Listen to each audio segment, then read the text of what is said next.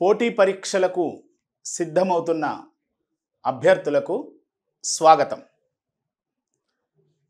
ప్రతినిత్యం మనం ఈనాడు పత్రికలో వచ్చిన సంపాదకీయ వ్యాసాన్ని గురించి ముచ్చటించుకుంటున్నాం. ఈరోజు ఆగని మరణ మృదంగం అనేటువంటి ఒక అద్భుతమైనటువంటి క్యాప్షన్తో సంపాదకీయ వ్యాసం రావడం జరిగింది. ఈ సంపాదకీయ వ్యాసంలోకి వెళ్ళే ముందు నా గురించి నేను పరిచయం చేసుకుంటాను. నేను డాక్టర్ దాశరథుల నరసయ్య. సివిల్ సర్వీసెస్లో తెలుగును ఒక ఆప్షనల్ సబ్జెక్టుగా ఎంపిక చేసుకోవాలని భావిస్తున్నటువంటి అభ్యర్థులు ఈ క్రింద ఇవ్వబడినటువంటి నంబర్ను సంప్రదించి వివరాలు తెలుసుకోవాలని కోరుతున్నాను. ఇక ఆగని మరణ మృదంగం. సమాజానికి ఎన్నో రకాల రుగ్మతలను కలిగించేటువంటి పదార్థాలు ఉంటాయి, మత్తు పదార్థాలు ఉంటాయి. అట్లాంటి మత్తు పదార్థాలతో పాటు ఈ మద్యపానం కూడా సమాజాన్ని మత్తెక్కిస్తూ ఉంది. ఆ తర్వాత ఎన్నో కుటుంబాలలో తీరని కలంకాన్ని తీసుకువస్తూ ఉంది. మద్యపానము వలన దేశవ్యాప్తంగా ఇవాళ ఉన్నటువంటి పరిస్థితులు, మద్యపానాన్ని సేవించడం వలన కుటుంబ యజమానుల కారణంగా ఆయా కుటుంబాలన్నీ కూడా బజారున పడిన సందర్భాలు, ఆ మద్యపానాన్ని సేవించి అమాయకులైనటువంటి ఆ మద్యం ప్రియులు అసువులు బాసే సందర్భాలు చూస్తూ ఉంటే ఒక్కొక్కసారి పరిస్థితులు మనల్ని కలవరంలో ముంచెత్తుతూ ఉంటాయి. అయితే మొన్న ఉత్తరప్రదేశ్ రాష్ట్రంలో జరిగిన పుసైనా అనేటువంటి ప్రాంతంలో, అది పుసైనా అనేటువంటిది ఒక చిన్న గ్రామం. ఆ గ్రామం యొక్క జనాభా 4000 మంది మాత్రమే. అంటే ఎంత కుగ్రామమో అర్థం చేసుకోవాలి. అంత చిన్న గ్రామంలో సగం కుటుంబాలలో భర్తను కోల్పోయినటువంటి మహిళల యొక్క అత్యంత దీనమైనటువంటి పరిస్థితులను చూస్తూ ఉంటే ఎవరికైనా హృదయం కలవరపడుతూ ఉంటుంది.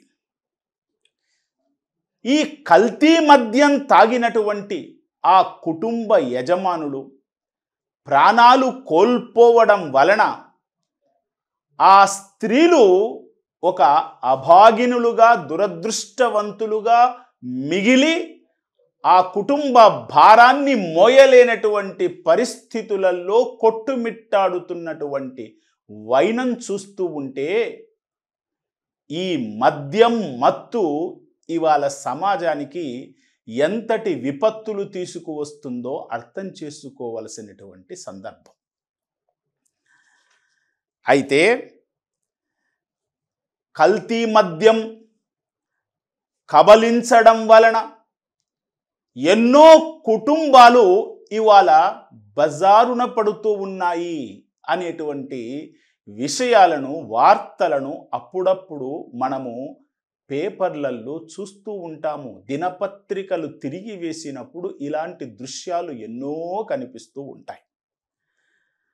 జాతీయ మానవ హక్కుల సంఘం కూడా మొన్న ఉత్తరప్రదేశ్ రాష్ట్రంలోని ఈ పుసైనా అనేటువంటి గ్రామంలో జరిగినటువంటి విషాద కాండ మీద చాలా తీవ్రంగా స్పందించింది.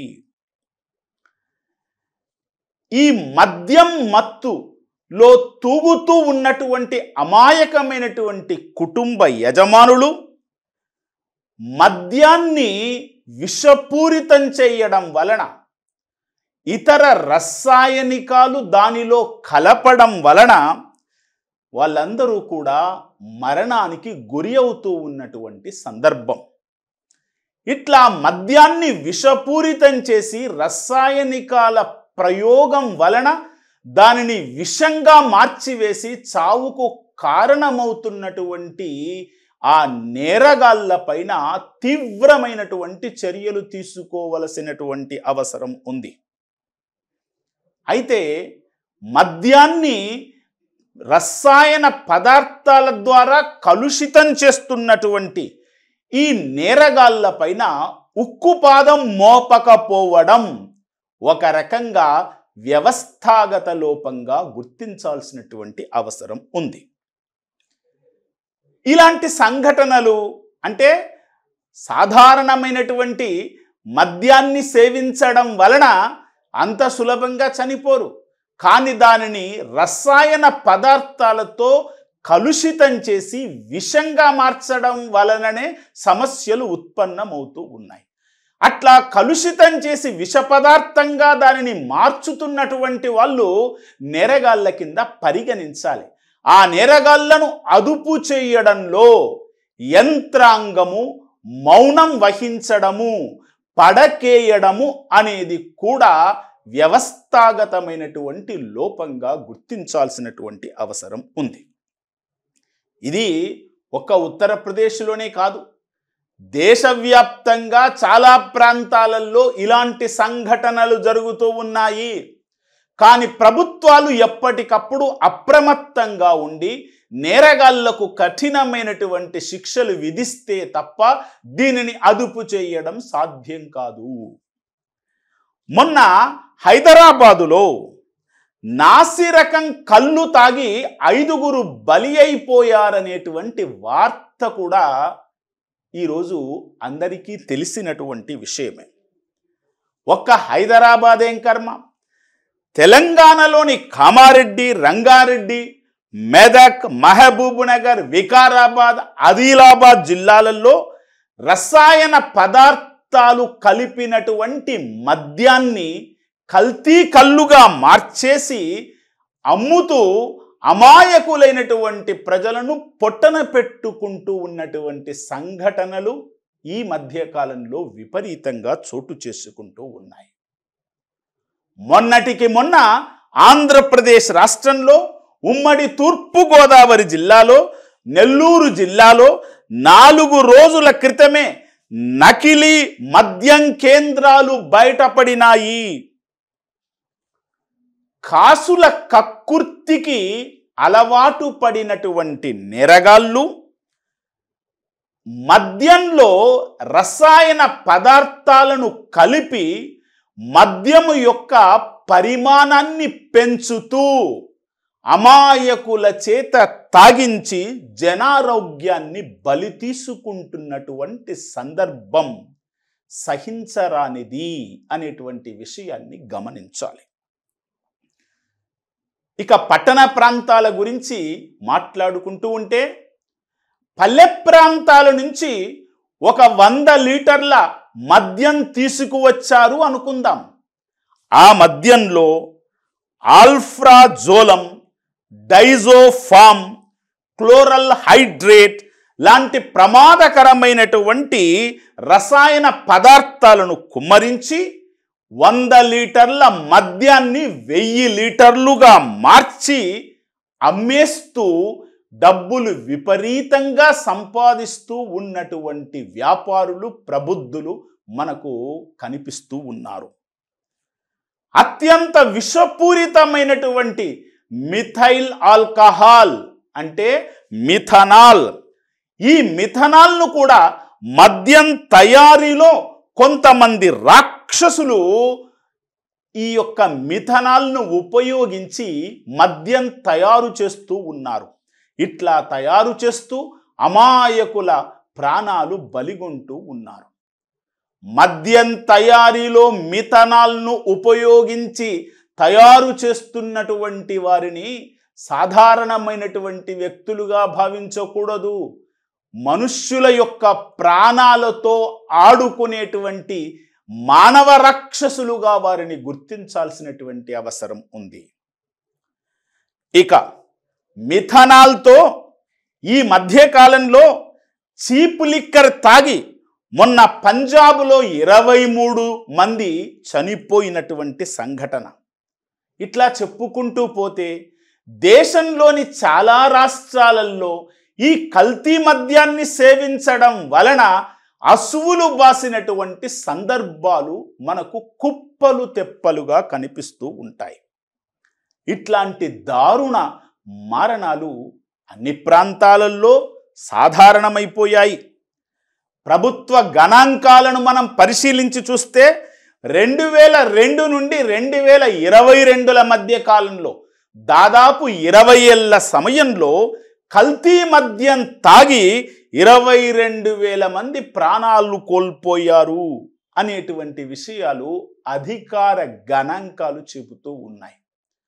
మరి రికార్డులకు రాని లెక్కలు ఎన్నున్నాయో ఎవరికి అంతుబట్టవు.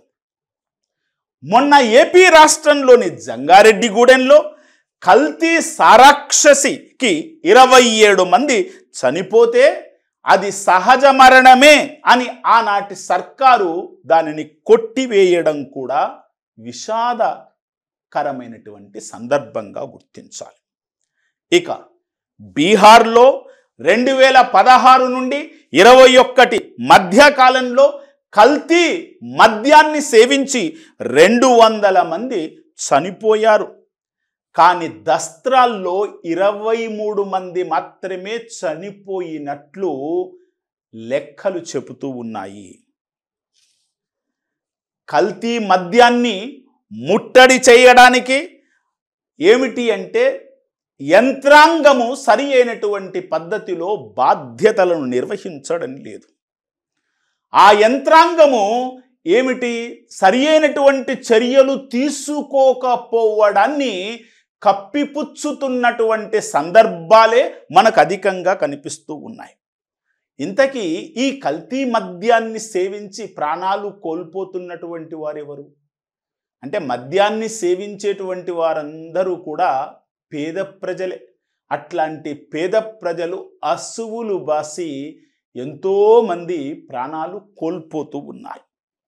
అలాంటి ప్రాణాలు కోల్పోతున్నటువంటి కారకులైనటువంటి నేరగాళ్లకు కఠిన శిక్షలు లేకపోవడమే ఇవాళ ఏమిటి అంటే ఈ పరిస్థితి రోజు రోజుకు మరింత దారుణంగా మారే అవకాశాలను కల్పిస్తూ ఉంది.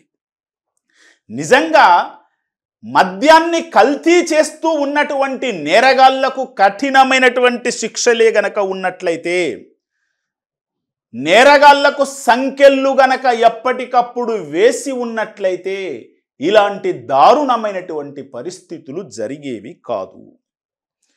మొన్న పంజాబ్ రాష్ట్రం కూడా కల్తీ మద్యానికి కారకులైనటువంటి నేరగాళ్లపై కఠిన శిక్షలు తీసుకోకపోవడం వల్లనే ఇలాంటి సంఘటనలు పునరావృతమవుతూ ఉన్నాయి అని పంజాబ్ ప్రభుత్వాన్ని కోర్టులు తప్పుపట్టినటువంటి సందర్భాలు కనిపిస్తూ ఉన్నాయి.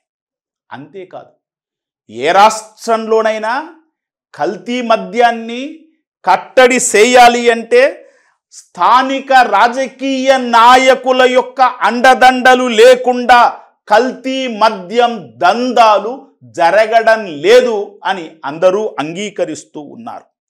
కాబట్టి రాజకీయ నాయకులు, కింది స్థాయి రాజకీయ నాయకులు ఇట్లాంటి వ్యవహారాలలో జోక్యం చేసుకోకుండా ఆయా రాజకీయ పార్టీల అగ్రనాయకత్వం సరైనటువంటి చర్యలు చేపట్టాల్సినటువంటి అవసరం ఉంది. అప్పుడప్పుడు ప్రభుత్వ యంత్రాంగము సారా బట్టీల పైన దాడులు చేస్తూ హడావిడి చేస్తూ ఉంది. కానీ అది కేవలం అప్పుడప్పుడు జరుగుతున్నటువంటి సంఘటన మాత్రమే. కానీ లోపల ఈ మద్యాన్ని సేవించి మరణ మృదంగాన్ని వినిపిస్తున్నటువంటి కుటుంబాలను చూస్తూ ఉంటే ఆయా కుటుంబాల పైన జాలిని ప్రదర్శించాల్సిందే. ఇట్లా సమాజానికి హానికారకమైనటువంటి కల్తీ మద్యాన్ని తయారు చేస్తున్నటువంటి వారిపైన తప్పనిసరిగా పీడీ యాక్ట్ పెట్టడంలో తప్పు లేదని మొన్న తెలంగాణ హైకోర్టు కూడా తీర్పు చెప్పింది. ఇట్లాంటి కఠిన చర్యలు తీసుకోకపోతే, నేరగాళ్లకు సరి అయినటువంటి శిక్షలు వేయకపోతే, ప్రభుత్వాలు ఇట్లా మద్యం తయారీదారులలో నేరగాళ్ళు ప్రవేశించి కల్తీ మద్యమాన్ని తయారు చేస్తున్న వైనాన్ని అరికట్టకపోతే సంక్షేమ రాజ్యంలో ఆ ప్రభుత్వాలు మన్ననలు కోల్పోవడమే కాకుండా సమాజానికి కీడు జరుగుతూ ఉంటుంది. ఇట్లా మద్యం వలన, కల్తీ మద్యం వ్యాపారాల వలన, రసాయనిక పదార్థాలతో మద్యపానాన్ని కల్తీగా మార్చడం వలన అమాయక కుటుంబాలన్నీ కూడా అస్సువులు బారుతూ ఉన్నటువంటి వైనాన్ని ప్రభుత్వాలు చేపట్టాల్సినటువంటి బాధ్యతాయుతమైనటువంటి కర్తవ్యాన్ని ఈ సంపాదకీయ వ్యాసం ఈరోజు మనకు గుర్తుకు తెస్తుంది. ఇదండి సంపాదకీయ వ్యాసంలో ఉండేటువంటి సారాంశం. ఇక నెక్స్ట్, ఈరోజు ఈనాడు మధ్య పేజీలోనే ఒక చక్కటి వ్యాసం మీకు ఎప్పుడూ చెబుతుంటాను, కరెంట్ అఫైర్స్ కోసము పనికొస్తుంది, ప్లస్ సివిల్ సర్వీసెస్లో జనరల్ ఎస్సే రాసేటువంటి అభ్యర్థులకు కూడా ఇలాంటి వ్యాసాలు పనికి వస్తాయి.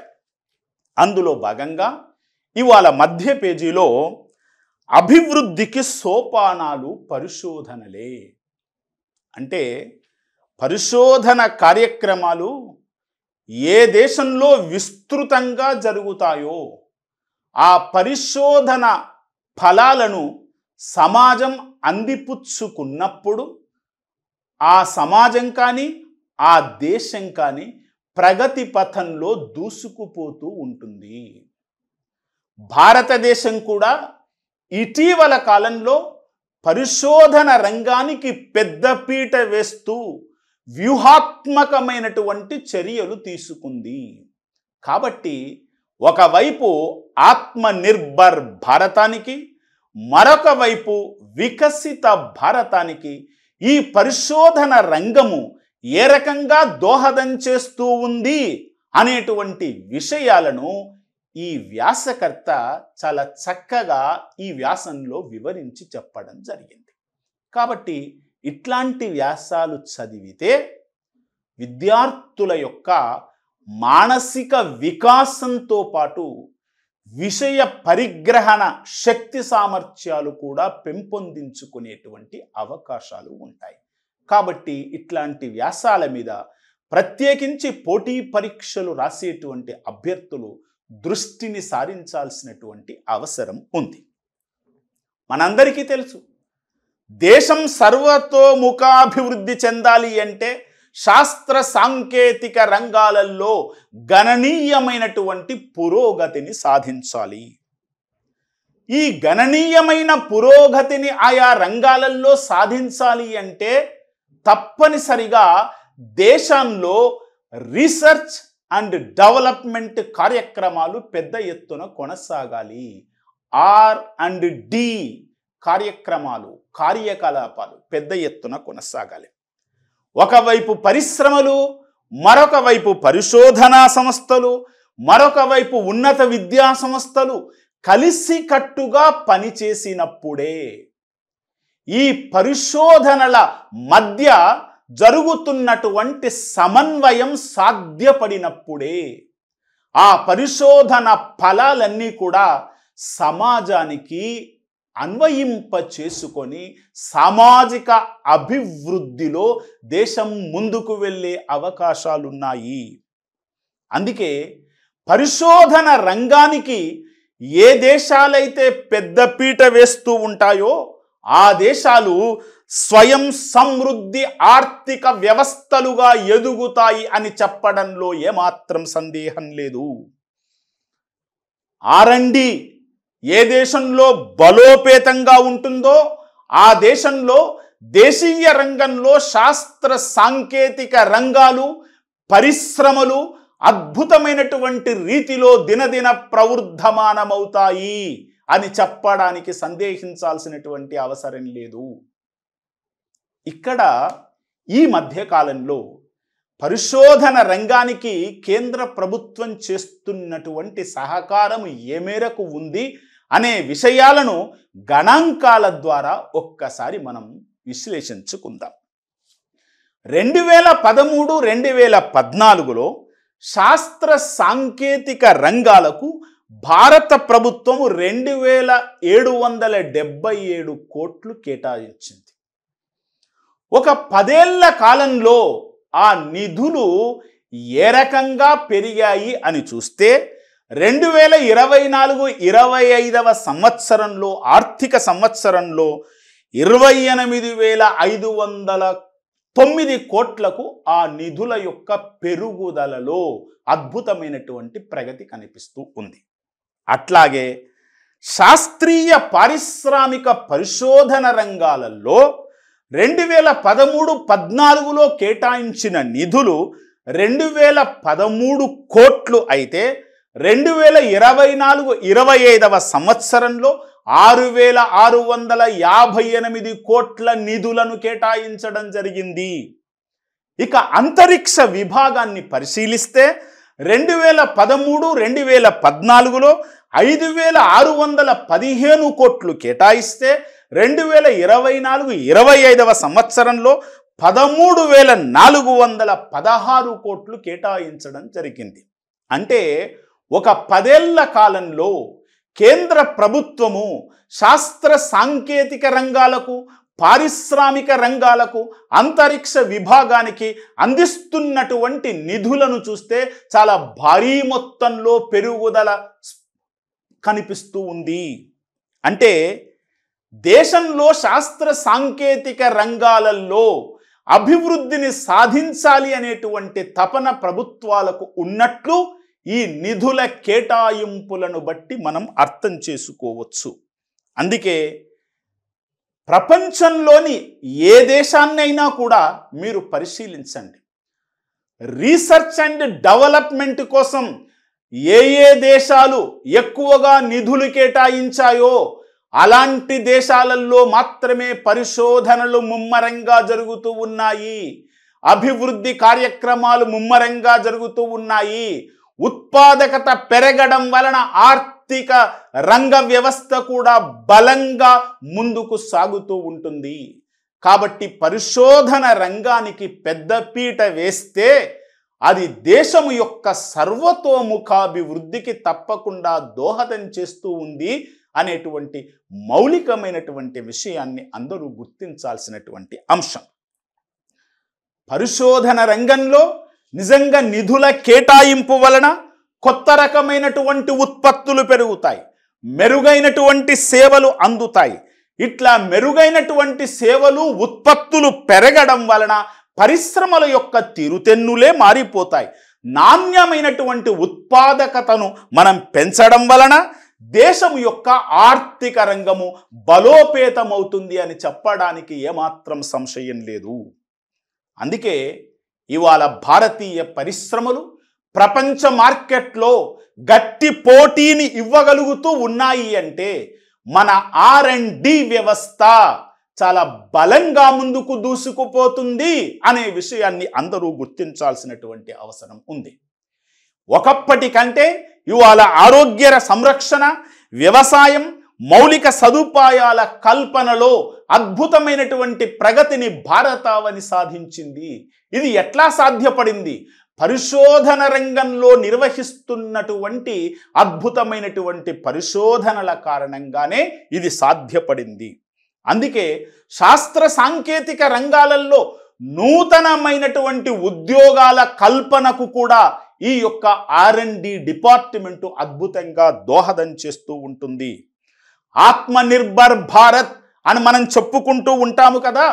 ఆత్మనిర్భర్ భారత్ అనేటువంటి వ్యవస్థ బలోపేతం కావాలి అంటే మన దేశంలో ఉండేటువంటి పరిశోధక సంస్థలు అద్భుతమైనటువంటి పరిశోధనలను ఆవిష్కరించాలి. ఆవిష్కరించినటువంటి పరిశోధనలను సమాజానికి అన్వయింపచేయాలి. ఆయా రంగాలలో నిపుణులైనటువంటి పరిశోధకులు తాము సాధించినటువంటి ప్రగతి ఫలాలను సమాజానికి అందించినప్పుడు, సమన్వయం చేసినప్పుడు తప్పనిసరిగా దేశము ఆర్థిక రంగంలోనే కాదు అన్ని రంగాలలో ముందుకు దూసుకుపోయేటువంటి అవకాశాలు ఉన్నాయి. దానికోసం పరిశోధన రంగంలో మనకు మనమే పరిశోధనలు మెరుగుపరుచుకోవలసినటువంటి అవసరం ఉంది. స్వదేశీ సాంకేతిక అభివృద్ధికి దోహదపడాల్సినటువంటి అవసరం ఉంది. మన దేశంలోనే సాంకేతిక రంగంలో అభివృద్ధిని సాధించాలి అంటే ప్రభుత్వాలు కూడా పెద్ద మొత్తంలో బడ్జెట్ కేటాయింపులు చేయాల్సినటువంటి అవసరం ఉంది. ఇది ఒక మహాయజ్ఞం లాంటిది. ఈ మహాయజ్ఞంలో కేవలం ప్రభుత్వమే కాకుండా విదేశీ సంస్థలు, పరిశోధకులు కూడా ఇందులో ముందుకు వచ్చేటువంటి అవకాశాలు ఉన్నాయి. పరిశోధన రంగాన్ని మరింత బలోపేతం చేయాలి అంటే కేంద్ర ప్రభుత్వం ఇచ్చేటువంటి నిధులే కాదు, ప్రైవేటు రంగాలను కూడా ప్రోత్సహించి వారు కూడా పరిశోధన రంగంలో పెట్టుబడులు పెట్టేటట్లుగా వాళ్ళను బాగా ప్రోత్సహించాల్సినటువంటి అవసరం ఉంది. ఇవాళ భారతదేశంలో ఎన్నో విశ్వవిద్యాలయాలు ఉన్నాయి, ఎన్నో కళాశాలలు ఉన్నాయి. ఆ కళాశాలల్లో, విశ్వవిద్యాలయాలలో ప్రైవేటు కానివ్వండి, ప్రభుత్వానికి సంబంధించిన విశ్వవిద్యాలయాలు కానివ్వండి, అద్భుతమైనటువంటి పరిశోధనలు జరుగుతూ ఉన్నాయి. అత్యాధునికమైనటువంటి ప్రయోగశాలలను, మౌలిక వసతులను కల్పించినప్పుడు ఈ యొక్క ప్రయోగశాలల్లో జరుగుతున్నటువంటి పరిశోధనలు మరింత ముందుకు వెళ్ళేటువంటి అవకాశం ఉంటుంది. కాబట్టి వివిధ రంగాలలో నాణ్యమైనటువంటి, నిపుణమైనటువంటి విద్యార్థులను తయారు చేసుకోవడానికి ఈ R&D డిపార్ట్మెంట్ తగినటువంటి శిక్షణలు కూడా ఇచ్చేటువంటి ఏర్పాట్లు చేయాల్సినటువంటి అవసరం ఉంటుంది. ఇట్లా చేయగలిగితే అద్భుతమైనటువంటి మేలిమితో కూడినటువంటి, అంటే నాణ్యమైనటువంటి మానవ వనరులను మనం తయారు చేసుకోగలుగుతాము. అది ఈ రకంగా మొదటి నుంచి మనం పరిశీలించి చూసినట్లయితే భారతదేశంలో చాలా విశ్వవిద్యాలయాలలో పారిశ్రామిక పరిశోధన సంస్థలలో పరిశోధనలు జరుగుతూ ఉన్నాయి. కానీ ఆ పరిశోధనలు అధికంగా జరుగుతూ ఉన్నప్పటికీ ఆ పరిశోధన ఫలాలు మాత్రము సమాజానికి అంత పెద్దగా ఉపయోగపడడం లేదు అనేటువంటి విషయాన్ని అందరూ అంగీకరిస్తూ ఉన్నారు. అందుకే కేంద్ర ప్రభుత్వము జరిగినటువంటి పరిశోధన ఫలాలను సమాజానికి అన్వయింపచేసేటువంటి ఒక అద్భుతమైనటువంటి దృక్పథంతో వ్యూహాత్మకంగా ఈ మధ్యకాలంలో 2 నిర్ణయాలు తీసుకుంది. ఒకటి ఏమిటి అంటే అనుసంధాన్ నేషనల్ రీసెర్చ్ ఫౌండేషన్ అనేటువంటి దానిని ఏర్పాటు చేసింది. Anusandhan National Research Foundation, Anusandhan National Research Foundation ANRFని ఏర్పాటు చేసింది. ఆ తరువాత పరిశోధన, అభివృద్ధి, ఆవిష్కరణల పథకాన్ని కూడా ఏర్పాటు చేసింది. అంటే పరిశోధనల R&DI అనేటువంటి వింగును కూడా ఏర్పాటు చేసింది. ఇట్లా పరిశోధన రంగాన్ని బహుముఖీన రీతిలో విస్తరింపచేయడం కోసం కేంద్రం తన వంతు బాధ్యతను నిర్వహించింది అని చెప్పవచ్చు. 2023లో పార్లమెంటు ఒక చట్టం ద్వారా అనుసంధాన్ నేషనల్ రీసెర్చ్ ఫౌండేషన్ అనేటువంటి దానిని ఏర్పాటు చేసింది. దేశంలో ఉండేటువంటి వివిధ విశ్వవిద్యాలయాలు, కళాశాలలు, పరిశోధనా సంస్థలు ప్రయోగశాలల్లో చేస్తున్నటువంటి పరిశోధనలను అన్నింటినీ కూడా R&Dతో అనుసంధానం చేసేటువంటి అద్భుతమైనటువంటి ఆలోచన ప్రభుత్వానికి వచ్చింది. దానికోసం ఏమిటి అంటే ఈ ANRF కోసము కేవలము ప్రభుత్వం నిధులు కేటాయించడమే కాదు, ప్రైవేటు రంగం నుంచి కూడా 70% నిధులను సమీకరించాలని కూడా భారత ప్రభుత్వం ఏమిటి అంటే ఆలోచిస్తూ ఉంది. నిజంగా ఈ నిధులు ప్రైవేటు రంగము నుండి కూడా కేటాయింపులు చేసేటువంటి ఆలోచన నిజంగా అమలే జరిగినట్లయితే ఇక సమగ్రమైనటువంటి R&D వ్యవస్థ భారతదేశంలో ఏర్పాటయ్యేటువంటి అవకాశాలు ఉన్నాయి. ఏ పరిశోధన రంగంలోనైనా నూతనమైనటువంటి ఆవిష్కరణలు వెలుగు చూడాలి అంటే తప్పకుండా మౌలిక వసతుల యొక్క పునరుద్ధరణ జరగాలి. మౌలిక వసతులను సమకూర్చడం తప్పనిసరిగా చేయాలి. అట్లా చేసినట్లయితే సామాజిక, ఆర్థిక, రాజకీయ సమస్యల పరిష్కారం కోసం అద్భుతమైనటువంటి కార్యక్రమాలు ఈ యొక్క విభాగంలో రూపుదిద్దుకునేటువంటి అవకాశాలు కూడా ఉన్నాయి. ఇంకా ప్రపంచవ్యాప్తంగా అనేకమైనటువంటి అంతర్జాతీయ పరిశోధన కేంద్రాలు ఉన్నాయి. అట్లాంటి పరిశోధన కేంద్రాలతో భారతీయ పరిశోధన వ్యవస్థ అనేటువంటిది అనుసంధానం చేసుకుంటే జ్ఞానాన్ని ఇచ్చిపుచ్చుకునేటువంటి పద్ధతిలో మరింత ముందుకు వెళ్ళేటువంటి అవకాశం ఉంది. కేంద్ర సమాచార డేటాబేస్ రూపకల్పనకు కూడా ANRF కృషి చేస్తూ ఉంది. ఇట్లా కేంద్ర మంత్రివర్గం ఇటీవల పరిశోధన అభివృద్ధికి సంబంధించినటువంటి ఆవిష్కరణల పథకాన్ని ఆమోదం తెలిపింది. దానికి ప్రత్యేకించి 1,00,000 కోట్ల రూపాయల నిధులను కేటాయించింది. ఈ 1,00,000 కోట్ల రూపాయల నిధులతో ప్రైవేట్ రంగానికి తక్కువ వడ్డీకి నిధులను కేటాయించడం లేదా వడ్డీ లేనటువంటి నిధులను కేటాయించి అద్భుతమైనటువంటి పరిశోధనలు చేయించేటువంటి అవకాశం ఈ R&Dకి కలిగింది. ఇట్లా నూతనమైనటువంటి ఆవిష్కరణలను, నూతనమైనటువంటి టెక్నాలజీని సాధించడమే ధ్యేయంగా ఈ 2 సంస్థలు ఇవాళ పనిచేయాల్సినటువంటి అవసరం ఉంది.